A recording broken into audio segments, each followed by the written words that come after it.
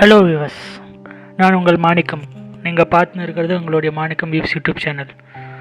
So இந்த வீடியோவில் எதை பற்றி பார்க்க போகிறோம்னா, நம்ம ஹிஸ்ட்ரி கொஞ்சம் புரட்டி போட்ட ஒரு 2 பேரை பற்றி தான் பார்க்கணும். அவங்க பார்த்தோன்னா உலகத்தோட கருப்பு பக்கங்கள் அப்படின்னு சொல்லலாம். ஸோ இந்த வீடியோ நான் ஒரு 3 பார்ட்டாக பிரித்து சொல்ல போகிறேன். ஃபஸ்ட்டு நம்ம ஹிஸ்ட்ரியில் ஹிட்லர் மற்றும் முசோலினி அவங்க செஞ்ச கொடூரங்கள் பற்றியும், அப்புறம் ரெண்டாவது என்ன பார்த்தோன்னா கம்பேர் பண்ண போகிறோம். 2 பேரில் யார் ரொம்ப கொடூரமானவங்க சொல்லிட்டு கம்பேர் பண்ண போகிறோம். ஸோ மூணாவதாக பார்த்தோன்னா இப்போது இருக்கிற தமிழ்நாட்டில் தமிழக மக்கள் இவங்கள மாதிரி ஒருத்தங்க இருந்தாங்கன்னா அவங்களை எப்படி எதிர்கொள்வாங்க, இந்த 3 தான் நம்ம டாப்பிக்காக பார்க்க போகிறோம்.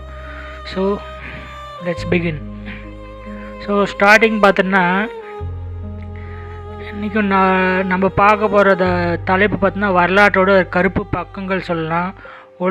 நம்ம உலகையே பார்த்தோன்னா ஒரு இரத்த கலரையாக்கிய 2 கொடூரர்கள். அவங்களோட பேர் அடால்ஃப் ஹிட்லர் மற்றும் பெனிட்டோ முசோலினி.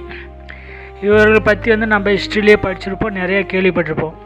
ஆனால் இவர்களில் உண்மையான வில்லன் யார் அப்படின்னு சொல்லி பார்த்தோன்னா, ஒருவேளை இப்படிப்பட்ட சர்வாதிகாரங்க இப்போ நம்ம தமிழ்நாட்டில் உருவாகியிருந்தாங்கன்னா நம்ம மக்கள் அவங்கள எப்படி நடத்துவாங்க வாங்க பார்க்கலாம்.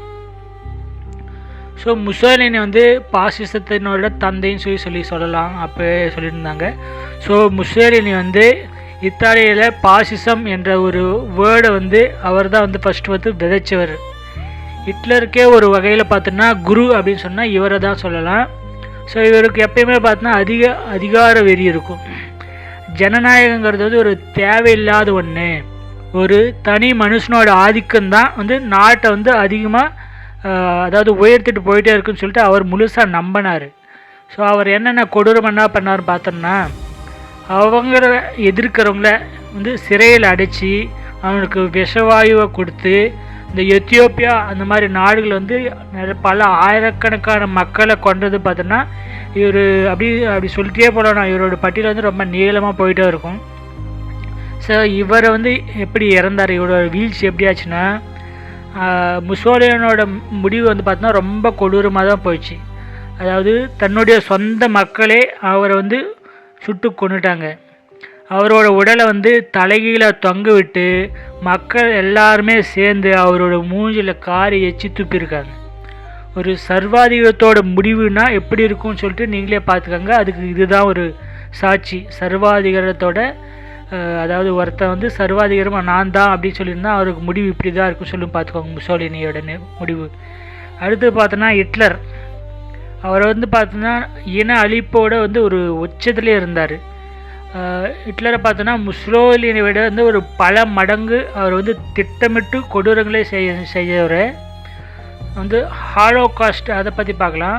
சுமார் 60 லட்சம் யூதர்கள் இந்த கேஸ் சேம்பர்களில் அவங்கள அடைச்சி அவங்கள கொண்டது நம்ம மனித வரலாற்றோட ஒரு மிகப்பெரிய கரை அப்படின்னு சொல்லலாம். அவருடைய சித்தாந்தம் என்னன்னு பார்க்கலாம். ஆரிய இனம் மட்டும்தான் சிறந்ததுன்னு சொன்னாருங்க. மற்றவங்க வாழவே தகுதி இல்லாதவங்க. இந்த அவருடைய இந்த வெறியான உலகையை 2ஆம் உலகப் போருக்கு தள்ளிச்சு.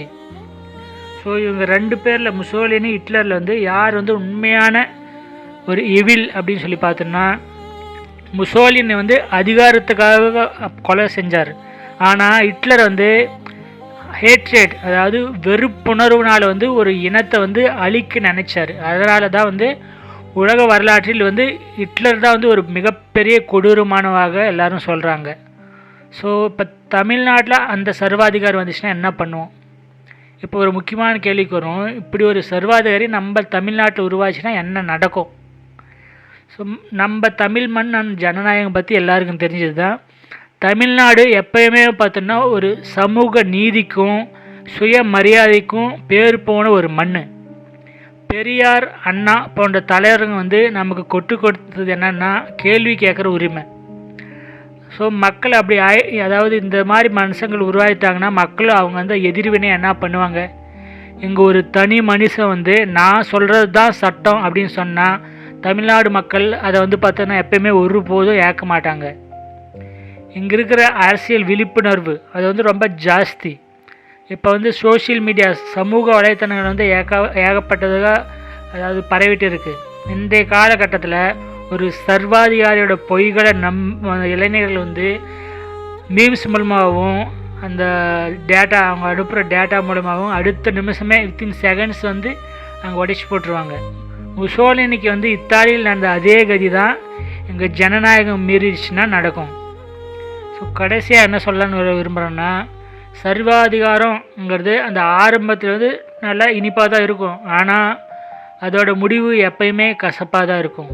ஹிட்லராக இருந்தாலும் சரி, முசோலினியாக இருந்தாலும் சரி, மக்களோட குரலை வந்து ஒடுக்க நினைச்ச யாரும் வந்து நிலைச்சதே இல்லை. நம் ஜனநாயகத்தை காப்பது வந்து நம் ஒவ்வொருத்தரோட கடமை. இந்த ஒப்பீடு, அதாவது இந்த கம்பேரிஷன், அவங்க 2 பேரும் கம்பேரிஷன் பண்ண இந்த டாக் வந்து அதை பற்றி நீங்கள் என்ன நினைக்கிறீங்க கமெண்டில் சொல்லுங்கள். நான் உங்கள் மாணிக்கம், நீங்கள் பார்த்துருக்க உங்கள் மாணிக்கம் வியூஸ் சேனல். பிடிச்சிருந்தா லைக் பண்ணிட்டு சப்ஸ்கிரைப் பண்ணுங்கள். நன்றி, வணக்கம்.